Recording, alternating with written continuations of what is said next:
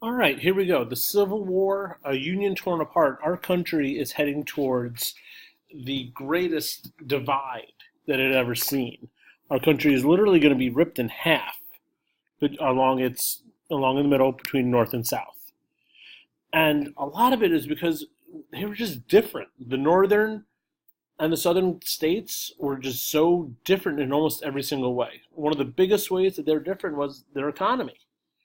The North was primarily cities, lots of immigrants, and the way they made their money was through the factory system. They had lots of factories.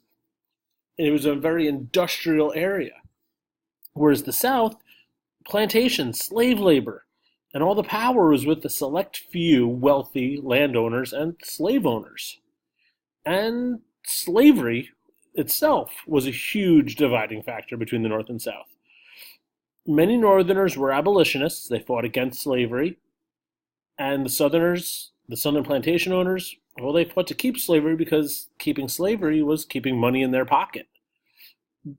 However, one thing that people have to understand is just because the Northerners were abolitionists and the Northerners wanted to end slavery, it doesn't always mean they were in it for the right reasons. And what I mean by that is, yes, they're fighting to end slavery, but a lot of Northerners fought to end slavery merely for the fact of they didn't view it as fair, where they were getting paid minimum wage, where these Southerners were getting rich, filthy rich, by not paying their workers. And so it was more of an economic reason than a humanitarian reason. And this whole divide, this whole difference is called sectionalism.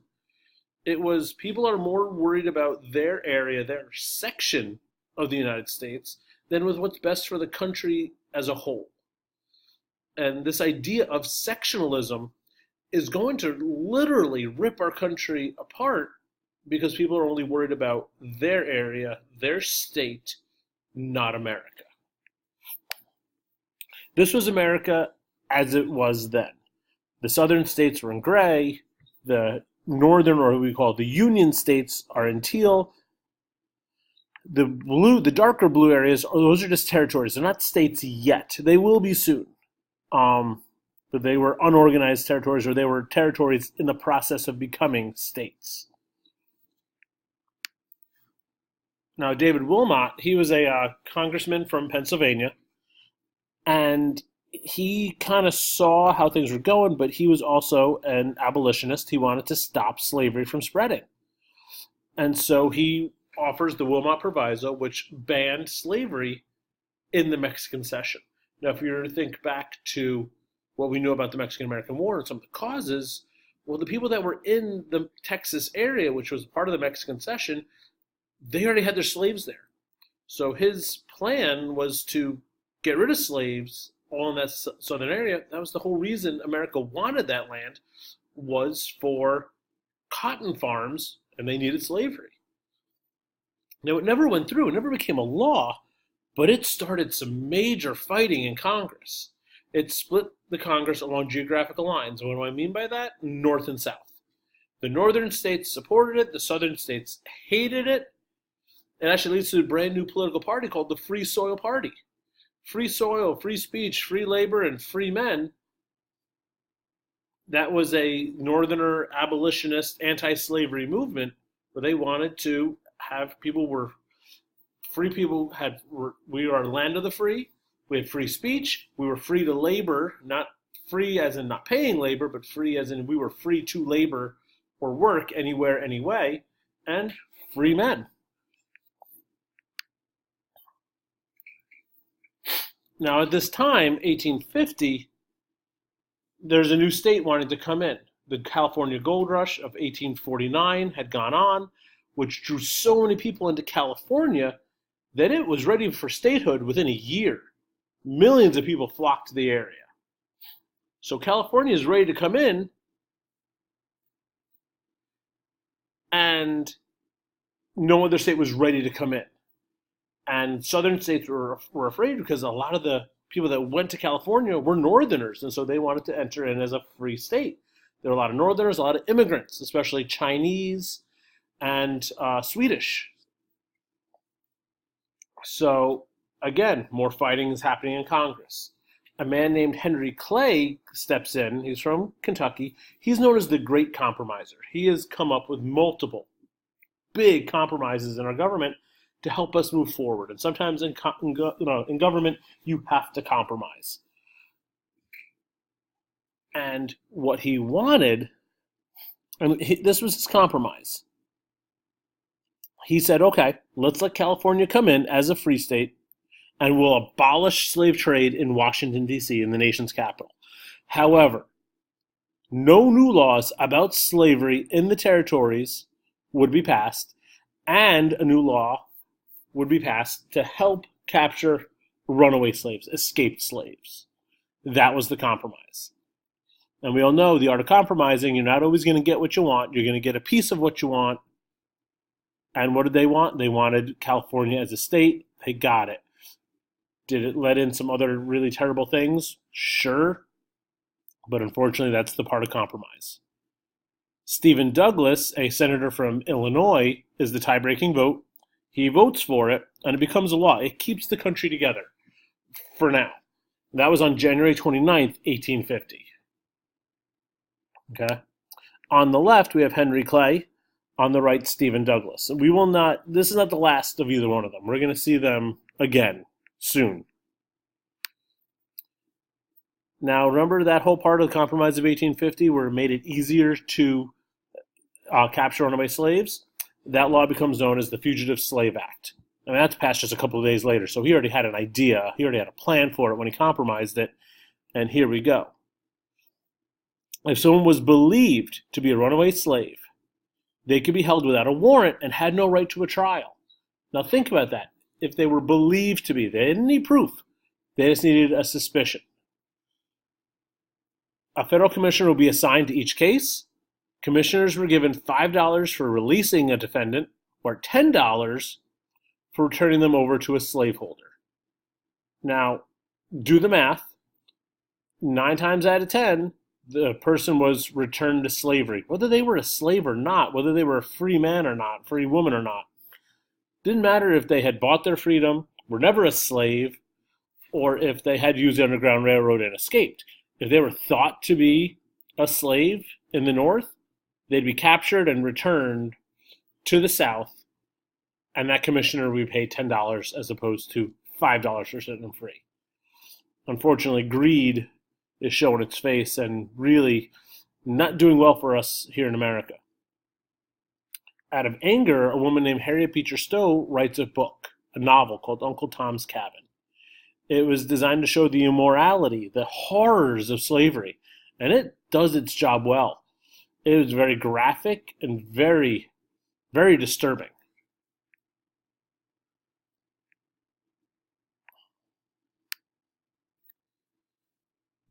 Now, before we go on, I want to look back at the Missouri Compromise. Now, remember, Missouri wanted to come in as a slave state, but it was kind of further up in the north, right over in here. At the same time, Maine was ready to come in as well. So the compromise there, the Missouri Compromise, said that Missouri can come in as a slave state, Maine will come in as a free state, but no other state north of this red line, north of the 3630 parallel, could come in as a slave state. That was the Missouri Compromise. Okay? But we're going to move on to the Kansas-Nebraska Act. All right, that's in 1854. And this comes from Stephen Douglas. Told you we'd see him again. He proposed the idea that popular sovereignty would decide whether slavery will or will not be allowed in the Nebraska and Kansas territories, in the new territories in what was Louisiana. All right, now what popular sovereignty is let the states decide. When they apply for statehood, they'll also have they'll have a vote and decide whether the people of that state want it to be a slave state or a free state. Let the people decide. Very democratic idea.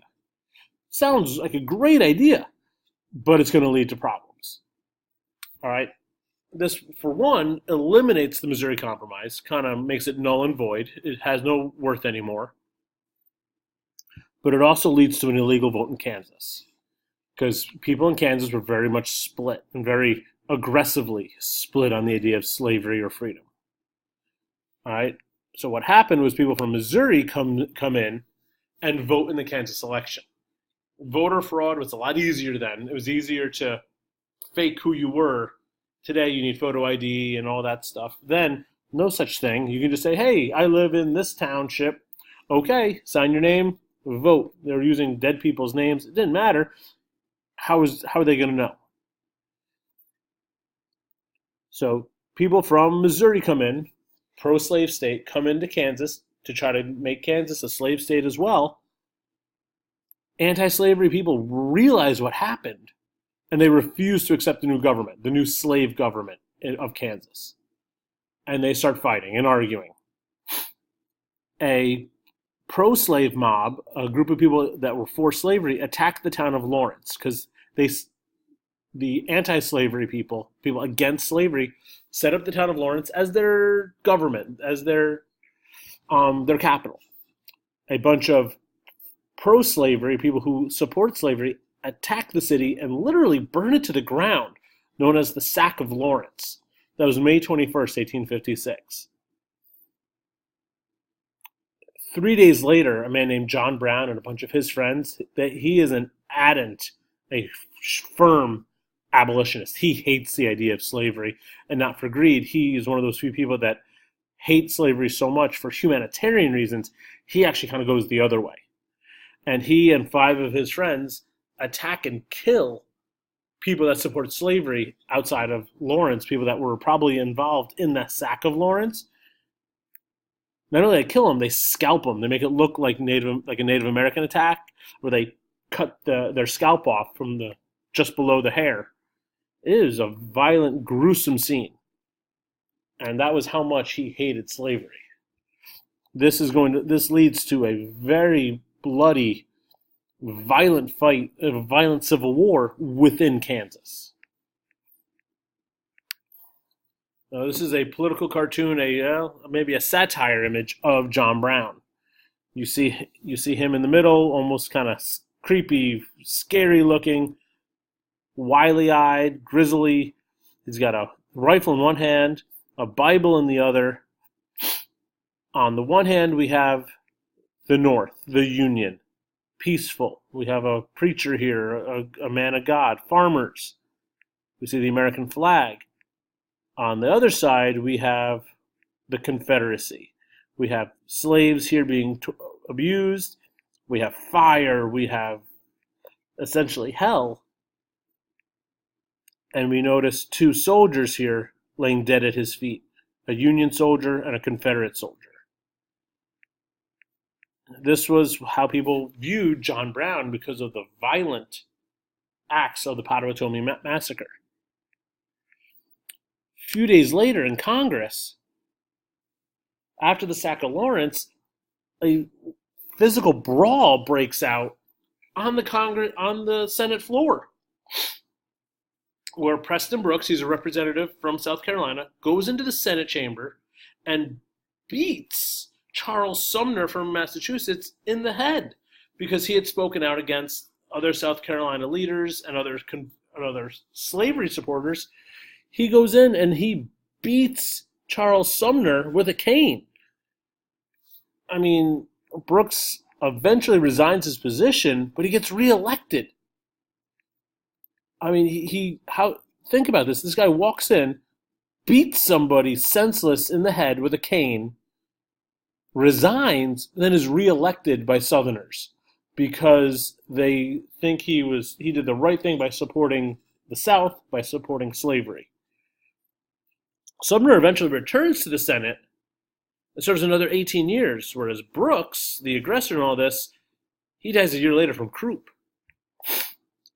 I mean, you can see here, it was unprovoked, it was brutal, it was vicious, and some people may just say that was a bit of karma coming back at him. Things were very heated in our country. One of the biggest Supreme Court cases at this time was the case of Dred Scott. Dred Scott was a slave.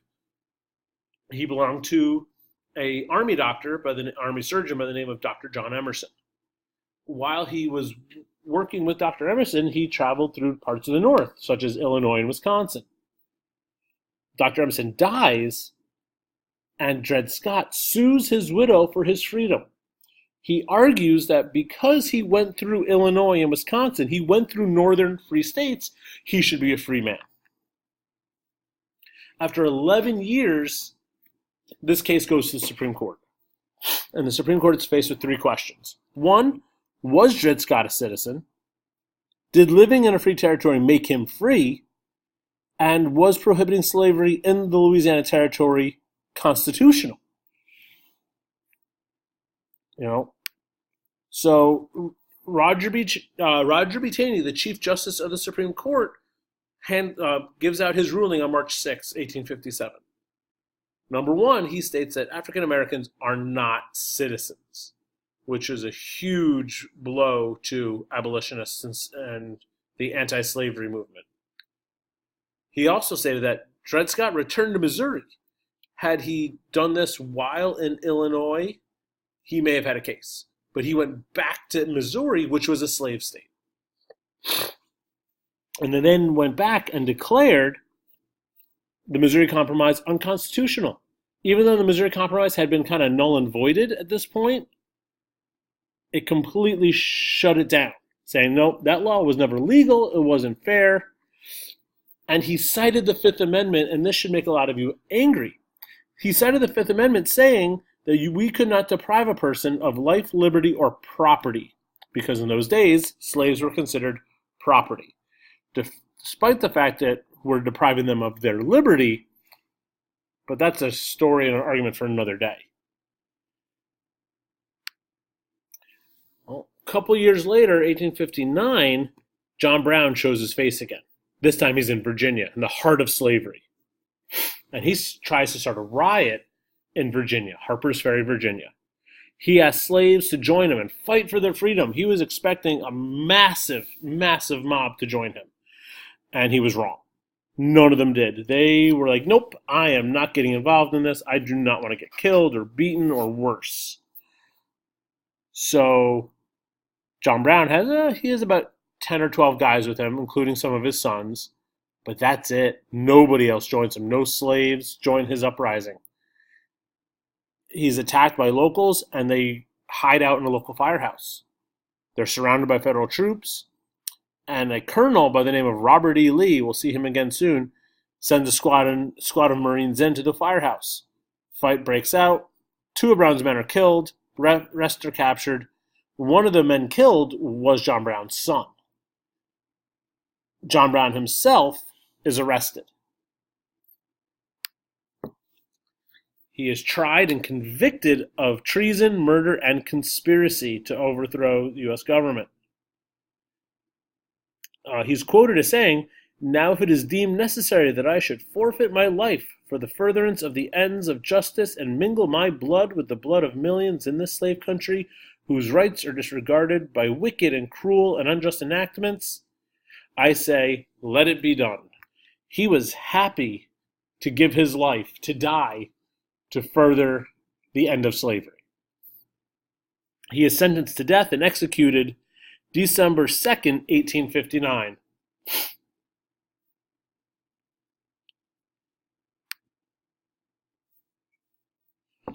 Politics are at a all-time high point. No, maybe not a high point, a very high issue. I mean, people are fighting over politics. There's a lot of fighting, a lot of arguing over it. And we have a new face come into the political arena, a man by the name of Abraham Lincoln. He is chosen by the Illinois Republican Party to run against the incumbent, the current Senator, Stephen Douglas. They debate 7 times throughout the state of Illinois. Between August 21st and October 15th, they go around the state. Lincoln does an amazing job.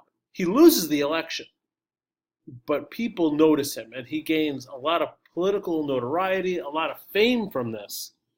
And slavery was the key topic of discussion. Both of them Democrats. Douglas is like, it's not worth the fight.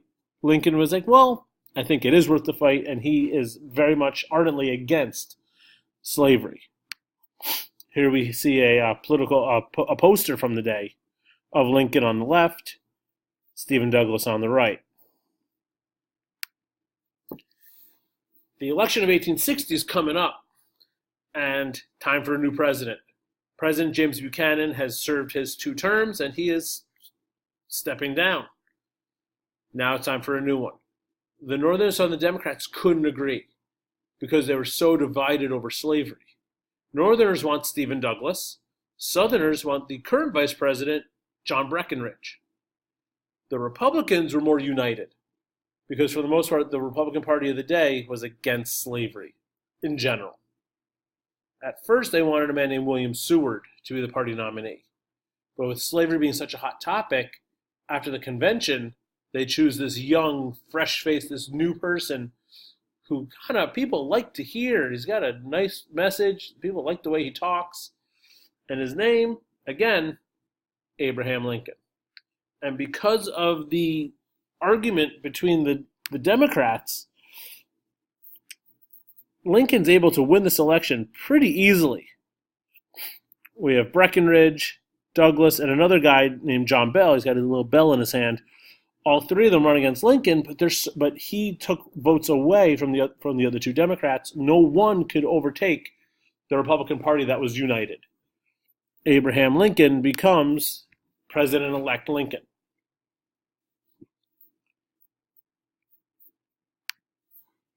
Now, with that being said, South Carolina freaks out because they viewed Abraham Lincoln as a threat on their economy, an attack on their economy. So they call a convention to discuss the possibility of secession. Both President James Buchanan, he is the outgoing president, and President-elect Abraham Lincoln argue very much against South Carolina's and just states in general's ability to secede. John Crittenden, who is a congressman from the South, I believe from South Carolina, proposes a compromise. And it was a bunch of amendments aimed at securing and keeping slavery. Republicans go against it at the urging and direction of President Lincoln, or President-elect Lincoln. South Carolina, on December 20th, becomes the first state to officially secede from the United States, followed by Mississippi, Florida, Alabama, Georgia, Louisiana, Texas, Virginia, Arkansas, Tennessee, and North Carolina. These 11 states become the Confederacy. Notice there are red states in there. Those red states are slave states, but they're also known as border states because they did not secede. They did not leave the United States. That's what secede means. Secede means to quit and form their own. So these gray states down here, they quit, they seceded, they left the United States to form their own country, the Confederate States of America. They were all slave states. Now, Missouri, Kentucky, Maryland, and Delaware, they're all slave states as well, but they refused to secede. And actually, this is where West Virginia becomes a state itself. It splits off from Virginia.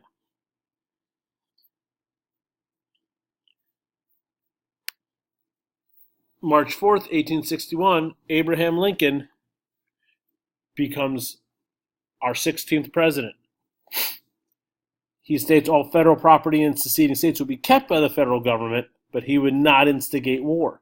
He wanted the southern states to come back. Now, when he's talking about federal property, he's talking about specifically military bases. And that statement will start the Civil War.